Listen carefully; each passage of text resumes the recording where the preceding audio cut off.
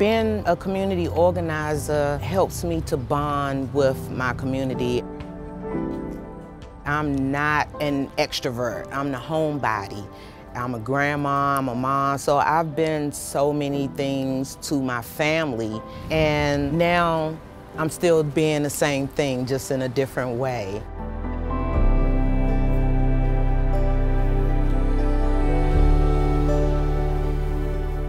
Somebody from one of the agencies saying, I'm gonna start calling you G-Mom.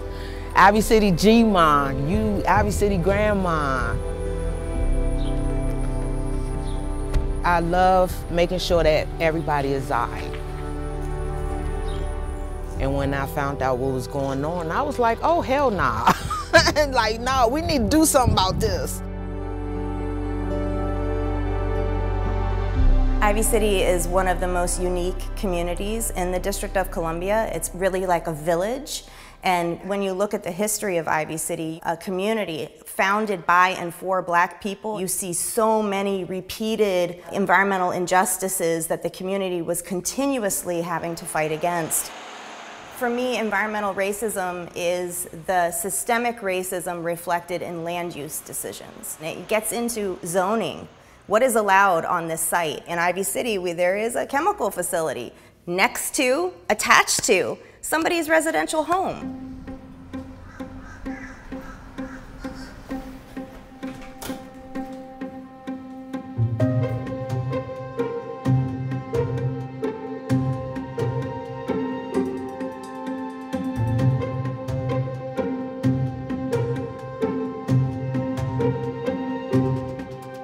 So it says here, the only manufacturer of polluted.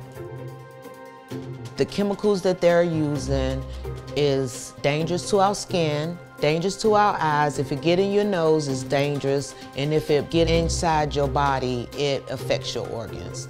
And that should be enough for the district to say, oh, we need to get rid of this place. Methylene chloride causes damage to organs through prolonged or repeated exposure. Polluted, skin burns, eye burns, heart damage, kidney damage, liver damage, respiratory system damage, eye damage. Yep, this is ridiculous. When I saw this, I'm like, oh my goodness.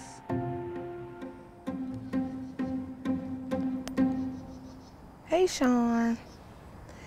Yeah, we just wanted to talk about, you know, the things with the chemical plant and how have your children been doing? What's going on over there? I have lived in Ivy City for 15 years. So I started out in Ivy City apartments, and then I moved here 10.5 years ago in this house. I was never informed that I lived next to a chemical plant when I bought my house. Since living here, I have lost my smell. My kids complain about headaches. My sons have to miss days of school when their migraines are too bad, and I have another son who has very severe asthma, and I know that his asthma flares up when he's home, and when he's not home, his asthma is in control. Each child that slept in the room that's closer to their vent on the top of their roof, they all had a learning disability.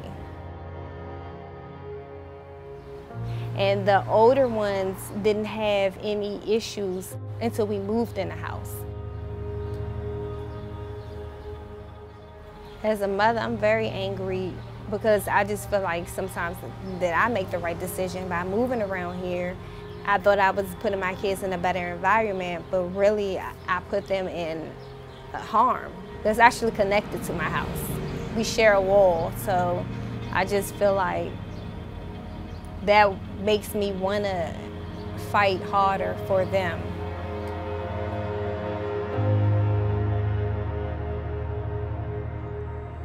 How do you feel? Okay. Well, we'll make sure that you know everything that we're doing, how we're doing it. We will start a campaign to shut them down. You down with that? Cool, cool. Because your kids deserve better, and they deserve to be able to play outside without the smell and that chemical plant being there. All right, talk to you later. Bye.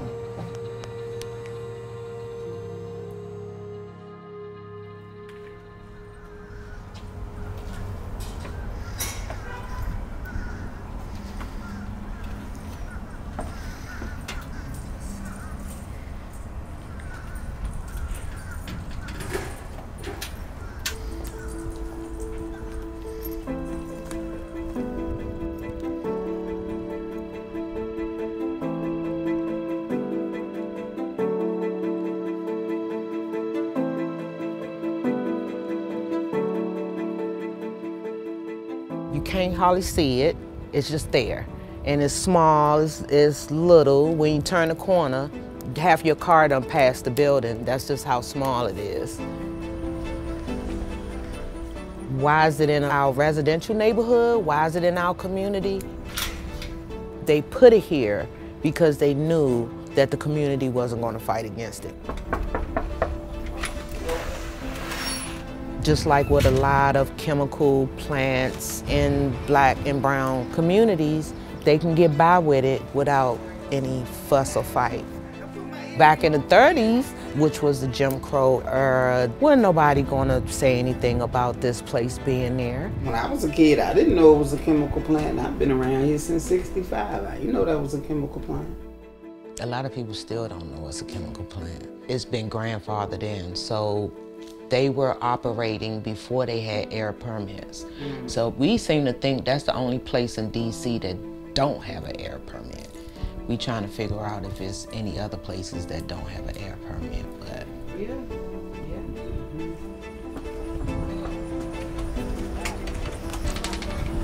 Hey. A lot of times I don't even sit out on the porch because it smells like something's burning and you don't see smoke. Right. You don't see no smoke, right, but you just had that smell. I never knew that it was chemicals.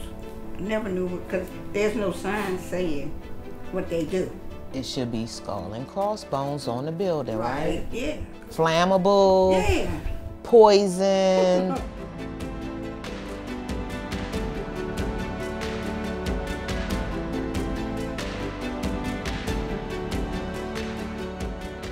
I know this is not the agency's take on it, but I just want to say this thing should not exist in a residential neighborhood. It needs to be closed, shuttered, demolished, cleaned up. And the fact that a home was built through a city government funded program. It is these legacy zoning laws, these legacy permitting laws, these legacy things that happened well before the district had local home rule that allows this to happen without adequate buffers. This should not exist in a residential No, it should not. Period. Full stop.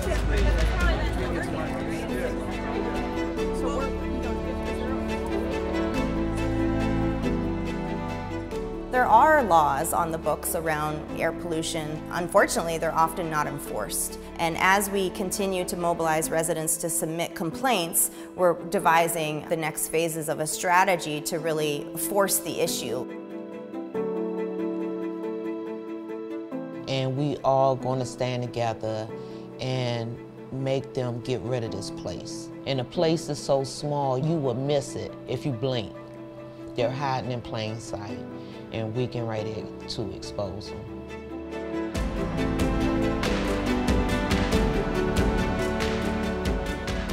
What keeps me going is actually my family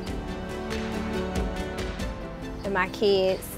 They don't deserve to have health issues for just living somewhere or going outside and playing.